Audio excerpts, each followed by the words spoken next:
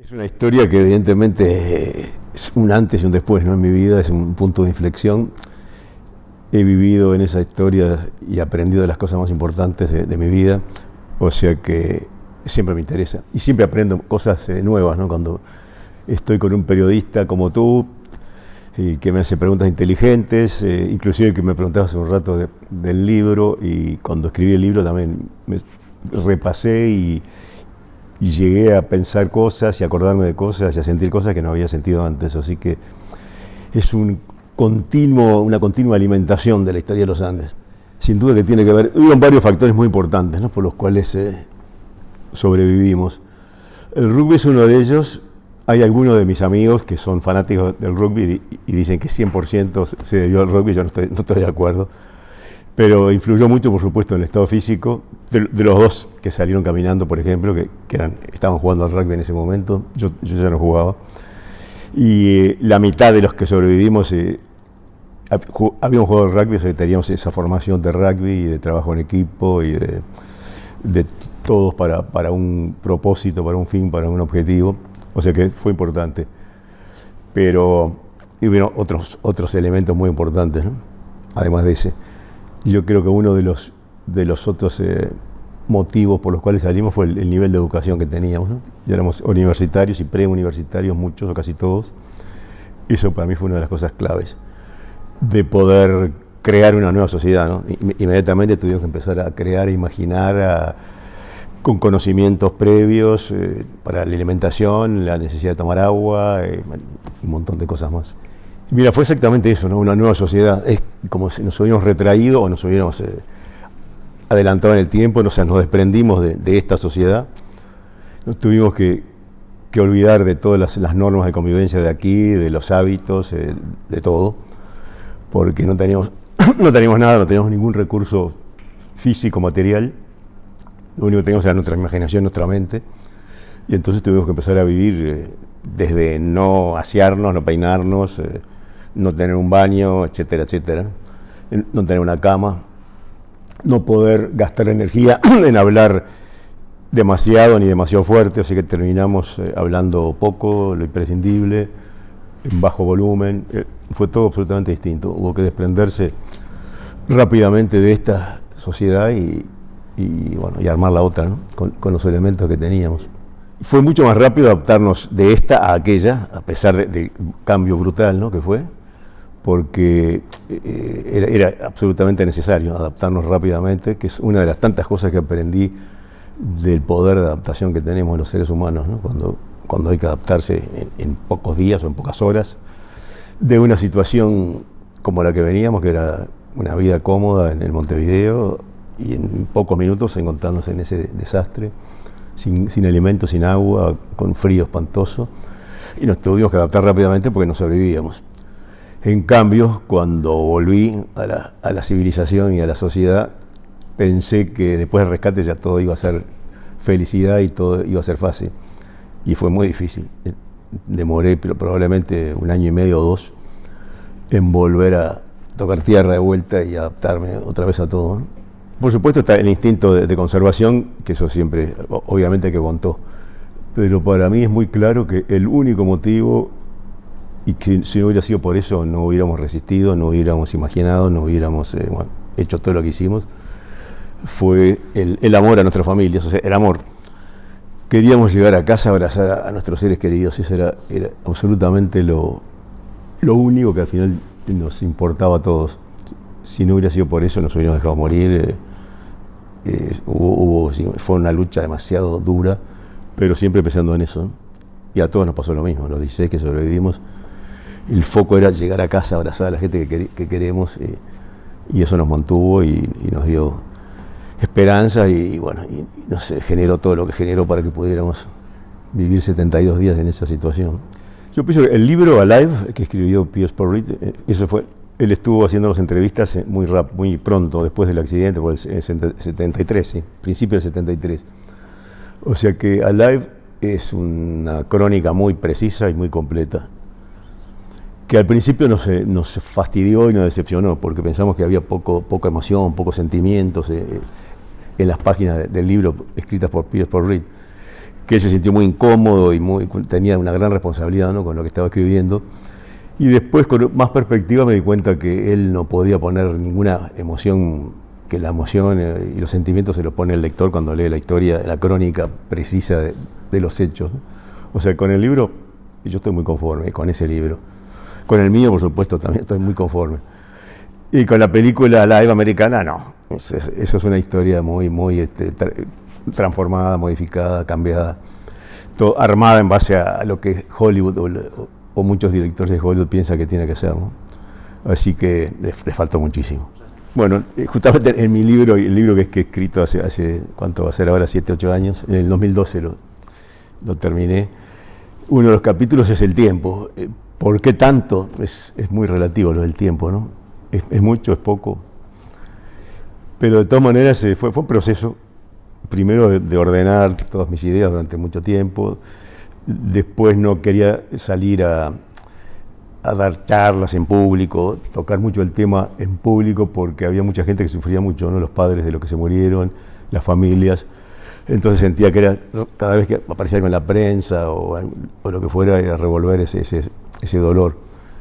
Al cabo del tiempo se fue ordenando todo y empecé a tener la necesidad de transmitirlo, porque fui tomando conciencia de la magnitud de lo que vivimos, ¿no? Y tomando conciencia o constatando la importancia de la historia nuestra para tanta gente en el mundo, que al ponerse en contacto con la historia, desde gente que se estaba al borde del suicidio, más de uno, que nos contactó y nos contó, inclusive hace 2 años vino a los Andes, que yo vuelvo a los Andes, he vuelto ya 15 veces, con gente de todas partes del mundo, y uno de los chicos que vino conmigo hace 2 años, había estado al borde del suicidio, se cruzó con la historia de los Andes y cambió su rumbo. Otro, por ejemplo, también que vino ese mismo viaje, estaba perdido con las drogas y el alcohol y se encontró con la historia nuestra y cambió la vida. Entonces me fui dando cuenta que era importantísimo transmitirla y compartirla, ¿no?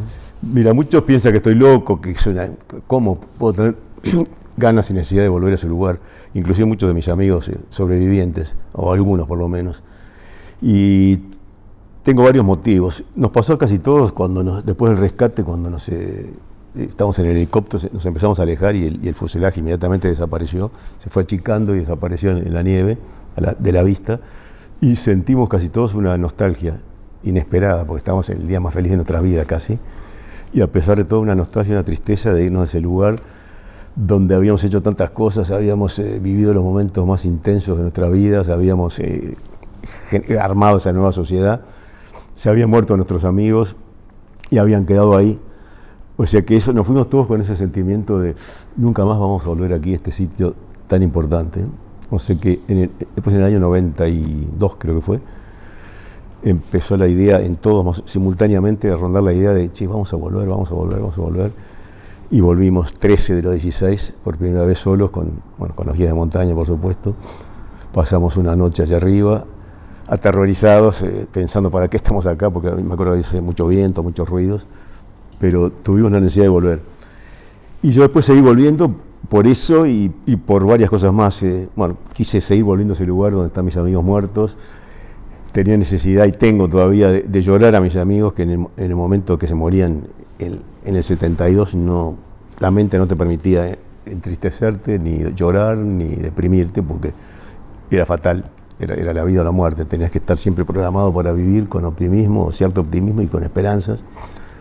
Quise llevar a mi familia al lugar, a mis amigos, a mi mujer, a mis hijos, para que entiendan un poco más lo que vivimos, que es la única manera de acercarse un poco a la historia, un poco más a nuestra historia, es estar ahí, ¿no?, en el lugar. Es imposible que nosotros podamos transmitir 100% de lo que hemos vivido, ni con las películas, ni con los libros, ni con las charlas, ¿no? Ese es otro de los motivos. La montaña me fascinó siempre, y me sigue fascinando, y también es otro de los motivos por los cuales voy a tratar de encontrar ese silencio que es tan importante para mí, y creo que es importante para todos, ¿no? Estar en silencio en la vida y estar con uno mismo. Tuve momentos de meditación espontánea en aquel momento, en aquel año, que he tratado de que se repitieran y nunca más pude lograrlos, ¿no? De desprenderme totalmente de los pensamientos, y sentía que mi mente se expandía por el universo. O sea que hay un montón de motivos que me siguen atrayendo, me siguen sumando a mi vida. Y además cosas que no esperaba de hacerme tantos amigos, ¿no? Te contaba hace un rato justamente que en esta exposición que estoy haciendo de mis pinturas en Madrid, una de mis amigas de los Andes, que vive en Canadá, en Jasper, en la mitad del Canadá, se vino especialmente a la exposición porque nos hemos hecho muy amigos por 3 días. Otra chica de Atlanta, lo mismo. Un inglés que vino ayer para la exposición también desde Inglaterra. O sea, además de todo, se han generado unos lazos de amistad fantásticos. Y una cosa que cada vez valoro más, ¿no? La verdadera amistad. Absolutamente, sí. Es imposible desvincularnos. Somos un grupo heterogéneo, ¿no? De chicos, bueno, éramos de la misma edad, más o menos la misma educación, pero bueno, cada uno tiene su personalidad y procesó la historia de distinta manera. Tenemos encontronazos como cualquier grupo humano y bueno, y algunos se quieren abrir y bueno, con ustedes no se puede, váyanse al diablo, se acabó, pero nunca se acaba. Seguimos siempre muy vinculados. Hemos celebrado 46 veces el día de nuestro rescate, el 22 de diciembre. Al principio éramos 16 y ahora somos 125, creo que fuimos el año pasado, ya con todas las familias y los hijos y los nietos. Eso es una cosa muy linda, que esa historia de dolor y muerte se ha transformado en algo de vida, ¿no? 125 personas han salido de los 16 que sobrevivimos. Y siempre nos estamos juntando por algún motivo, ¿no? De un libro, una película, una documental, y además porque nos gusta estar juntos. Ahora cada 2 meses o un mes y medio nos juntamos a comer un asado. Y me preguntaban más de una vez, pero me preguntaban ayer o antes de ayer, si todavía seguimos hablando de la cordillera. Y es increíble, pero siempre, sin excepción, te diría que la mitad o algo así del tiempo que estamos juntos, nos enganchamos otra vez con la historia y empezamos a hablar de la historia, ¿no? que no se agota nunca. O sea, otra historia, así, eran tantas historias, ¿no? que van surgiendo de la principal, digamos. Eso fue en el 2005. Yo estaba en mi estudio de arquitectura de tarde, un lunes, me acuerdo perfecto. Son esos momentos como nos ha pasado a todos con el tema de las Torres Gemelas o cuando mataron a Kennedy, etcétera, que me acuerdo exactamente el momento, el día, y me suena el teléfono, atiendo el teléfono y un amigo de Mendoza me dice, tengo un dinero para darte. No entendía qué chiste me estaba haciendo. Te paso con un amigo, y me pasa con el mexicano Ricardo Peña, que es un montañista, vive en Estados Unidos, fanático de nuestra historia, había leído todos los libros y todas las documentales y bueno, todo el material que había disponible en ese momento. Se fue a la Aconcagua acompañando a guiar unos clientes americanos y como tuvo unos días que le sobraron antes de volver a Estados Unidos, resolvió ir al lugar del accidente nuestro y llegar hasta el lugar del impacto del avión, que es casi 5.000 metros en la frontera chileno-argentina, en la parte más alta de los Andes.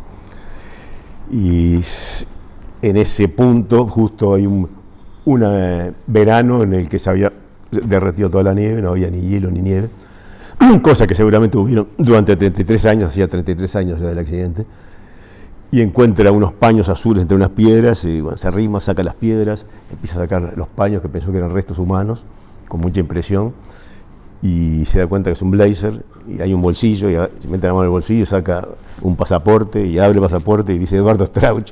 Dice, uno de los sobrevivientes de los Andes, no podía creer. Y una cartera con una billetera con dinero y los documentos. Entonces el chico ese que me llamó de Mendoza, bueno, Ricardo me contó todo eso muy emocionado y yo me quedé erizado. Fue como una especie de conexión de vuelta en el tiempo y en el espacio con la historia. Al final nos hicimos muy amigos, nos encontramos en México, lo conocí en México. Ya me había mandado antes la billetera y el dinero y todo eso. Y le pregunté por el blazer, ¿y el blazer por qué no lo bajaste? ¿Dónde está? No, lo dejé arriba, los montañistas somos muy respetuosos y dejamos las cosas en su lugar cuando encontramos algo así. Pero si querés te lo busco y te lo traigo. Entonces al año siguiente volvimos a la primera expedición que hicimos juntos con amigos de gente de todas partes del mundo. Subió otra vez, que era muy peligroso, y estaba todo tapado de nieve y hielo como había estado siempre. Y al año siguiente repetimos de vuelta con otra gente, subió de vuelta tapado de hielo y nieve. Y la tercera vez fue la vencida, con un walkie-talkie me anunció, Eduardo, encontré tu saco, otra vez se había despejado el hielo y la nieve. y me trajo el blazer otra vez. Impresionante. Nadie se imagina, pues es difícil expresar también lo que yo sentí cuando toqué ese blazer de vuelta. Era como estar con algo vivo, ¿no? Una cosa rarísima. Una historia muy emocionante. Sabes que al principio me costaba reconocer de que prefiero haberlo vivido. Y bueno, y ahora ya lo digo abierta y sinceramente, prefiero haberlo vivido. No lo viviría de vuelta absolutamente de ninguna manera, pero prefiero haberlo vivido porque sin duda mi vida se ha enriquecido muchísimo, ¿no? Y se sigue enriqueciendo. Aquí estoy en Madrid por eso, aquí estoy contigo, conociendo gente nueva, o sea que continuamente me estoy enriqueciendo por la historia de los Andes.